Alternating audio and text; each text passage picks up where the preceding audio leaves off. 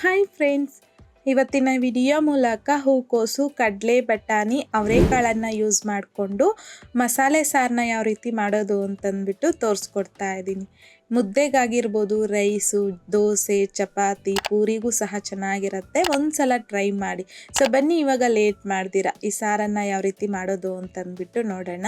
ಪಾತ್ರೆಗೆ 2 ಲೀಟರ್ ಆಗುವಷ್ಟು ನೀರನ್ನು ಹಾಕ್ಕೊತಾ ಇದ್ದೀನಿ. ಲಿಡ್ನ ಕ್ಲೋಸ್ ಮಾಡಿಕೊಂಡು ಹೈ ಫ್ಲೇಮ್ನಲ್ಲಿ ನೀರನ್ನು ಚೆನ್ನಾಗಿ ಕುದಿಸ್ಕೊಬೇಕು. ಈ ರೀತಿ ಕುದೀತಾ ಇರುವಂತಹ ಟೈಮಲ್ಲಿ 1 ಕಪ್ ಆಗುವಷ್ಟು ನೆನೆಸ್ಕೊಂಡಿರ್ತಕ್ಕಂಥ ಒಣಗಿರ್ತಕ್ಕಂಥ ಬಟಾಣಿ ಹಾಕ್ಕೊತಾ ಇದ್ದೀನಿ. ಅಂದರೆ ಒಂದು 6ರಿಂದ 8 ಗಂಟೆಗಳ ಕಾಲ ನೆನೆಸ್ಕೋಬೇಕಾಗತ್ತೆ. ಮಾರ್ನಿಂಗ್ ಮಾಡ್ಕೋಬೇಕು ಅಂದರೆ ನೈಟ್ ನೆನೆಸ್ಕೋಬೇಕು. ಅದೇ ನೈಟ್ ಮಾಡ್ಕೋಬೇಕು ಅಂದ್ಕೊಂಡ್ರೆ ಮಾರ್ನಿಂಗ್ ನೆನೆಸ್ಕೊಂಡ್ರೆ ನಮಗೆ ಕರೆಕ್ಟಾಗಿ ಸರಿ ಹೋಗುತ್ತೆ. ನಾನಿಲ್ಲಿ 200 ಕಪ್ ಬರುತ್ತಲ್ವ, ಸೊ ಅದರಲ್ಲಿ ನಾನಿಲ್ಲಿ ಮೆಷರ್ಮೆಂಟ್ ಮಾಡ್ಕೊತಾ ಇರುವಂಥದ್ದು 1 ಕಪ್ ಆಗುವಷ್ಟು ಕಡಲೆಕಾಳು, 1 ಕಪ್ ಆಗುವಷ್ಟು ನೆನೆಸ್ಕೊಂಡಿರ್ತಕ್ಕಂಥ ಅವರೆಕಾಳು. ಸೊ ನಾನಿಲ್ಲಿ 3 ಕಾಳನ್ನು ಯೂಸ್ ಮಾಡ್ಕೊತಾ ಇದ್ದೀನಿ. ನೀವು ಬೇಕು ಅಂತಂದರೆ ಬರೀ ಕಡಲೆ ಬಟಾಣಿ ಮಾತ್ರ ಹಾಕ್ಕೋಬೋದು. ನಾನಿಲ್ಲಿ ಅವರೆಕಾಳನ್ನು ಸಹ ತಗೊಂಡಿದ್ದೀನಿ, ಚೆನ್ನಾಗಿರುತ್ತೆ ಅಂತಂದ್ಬಿಟ್ಟು. ರುಚಿಗೆ ತಕ್ಕಷ್ಟು ಸ್ವಲ್ಪ ಸಾಲ್ಟನ್ನು ಹಾಕಿ ಲಿಡ್ನ ಕ್ಲೋಸ್ ಮಾಡಿ ಒಂದು 10ರಿಂದ 15 ನಿಮಿಷ ಬೇಯೋದಕ್ಕೆ ಬಿಡಿ ಕಾಳನ್ನೆಲ್ಲ. ಅಷ್ಟರಲ್ಲಿ ನಾನಿಲ್ಲಿ ಹೂಕೋಸು ತಗೊಂಡಿದ್ದೀನಿ, ಒಂದು 500 ಗ್ರಾಮ್ ಆಗುವಷ್ಟು. ಈ ರೀತಿ ಬಿಡಿಸಿರ್ತಕ್ಕಂಥ ಹೂಕೋಸನ್ನು ಬಿಸಿ ನೀರಲ್ಲಿಗೆ ಹಾಕಿ ಚೆನ್ನಾಗಿ ಮಿಕ್ಸ್ ಮಾಡ್ಕೋಬೇಕು. ಈ ರೀತಿ ಮಿಕ್ಸ್ ಮಾಡ್ಕೊಂಡು ವಾಶ್ ಮಾಡ್ಕೊಂಡಿರ್ತಕ್ಕಂಥ ಹೂಕೋಸನ್ನು ಬಿಸಿ ನೀರಲ್ಲಿ ಒಂದು ಪ್ಲೇಟಲ್ಲಿಗೆ ತೆಗೆದಿಟ್ಕೊಳ್ಳಿ. ಆಮೇಲೆ ಇನ್ನೊಂದ್ಸಲ ನಾರ್ಮಲ್ ವಾಟರಲ್ಲಿ ಒಂದ್ಸಲ ವಾಶ್ ಮಾಡಿಕೊಂಡು ಪ್ಲೇಟಲ್ಲಿ ತೆಗೆದಿಟ್ಕೊಳ್ಳಿ. ಹೂಕೋಸನ್ನು ವಾಶ್ ಮಾಡ್ಕೊಂಡು ಇದಾದ ನಂತರ ಮಸಾಲೆಗೋಸ್ಕರ ನಾನಿಲ್ಲಿ ಮಿಕ್ಸಿ ಜಾರಲ್ಲಿಗೆ 1 ಬೆಳ್ಳುಳ್ಳಿ, ಹಾಗೆಯೇ 2 ಇಂಚ್ ಆಗುವಷ್ಟು ಶುಂಠಿನ ಕಟ್ ಮಾಡಿಬಿಟ್ಟು ಹಾಕ್ಕೊಂಡಿದ್ದೀನಿ. ಒಂದು 5 ಟೇಬಲ್ ಸ್ಪೂನ್ ಆಗುವಷ್ಟು ಹಸಿ ಕೊಬ್ಬರಿನ ಸಹ ಕಟ್ ಮಾಡಿಬಿಟ್ಟು ಹಾಕ್ಕೊಂಡಿದ್ದೀನಿ. 2 ಟೊಮೊಟೊ ಹಣ್ಣನ್ನು ಸಹ ಕಟ್ ಮಾಡಿಬಿಟ್ಟು ಹಾಕ್ಕೊತಾ ಇದ್ದೀನಿ.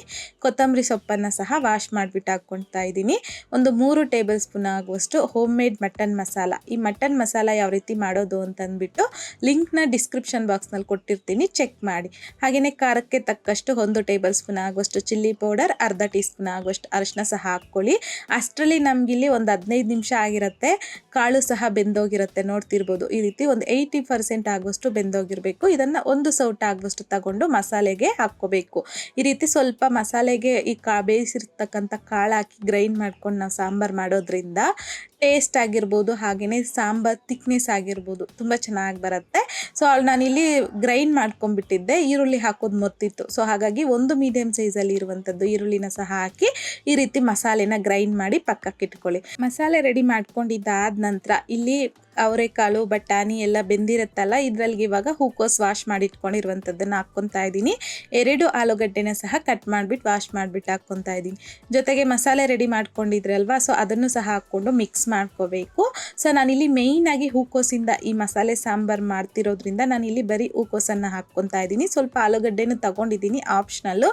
ಇಲ್ಲಾಂತಂದರೆ ನೀವು ಹೂಕೋಸನ್ನು ಸ್ಕಿಪ್ ಮಾಡಿ ಆಲೂಗಡ್ಡೆ, ಬದನೆಕಾಯಿ, ನುಗ್ಗೆಕಾಯಿನ ಹಾಕಿ ನೀವು ಸೇಮ್ ಮೆಥಡಲ್ಲಿ ಸಾಂಬಾರನ್ನು ಮಾಡ್ಕೋಬೋದು.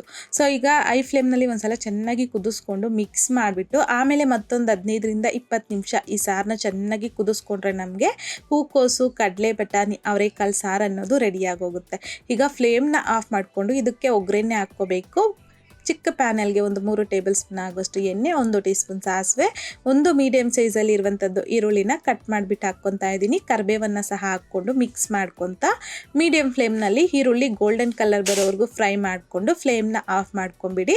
ಈಗ ಈ ಒಗ್ಗರಣೆನ ತಗೊಂಡು ಆಲ್ರೆಡಿ ನಾವಿಲ್ಲಿ ಸಾರನ್ನು ರೆಡಿ ಮಾಡಿ ಇಟ್ಕೊಂಡಿದ್ದೀರಲ್ವ, ಸೊ ಇದರಲ್ಲಿಗೆ ಹಾಕಿ ಒಂದ್ಸಲ ಎಲ್ಲ ನೀಟಾಗಿ ಮಿಕ್ಸ್ ಮಾಡ್ಕೊಂಬಿಟ್ರೆ ಸೊ ತುಂಬಾ ರುಚಿಯಾದಂತಹ ಮಸಾಲೆ ಸಾರು, ಅಂದರೆ ಅವರೆಕಾಳು, ಕಡಲೆ, ಬಟಾಣಿ, ಹೂಕೋಸಿನ ಮಸಾಲೆ ಸಾಂಬಾರು ಅನ್ನೋದು ರೆಡಿ ಆಗೋಗುತ್ತೆ.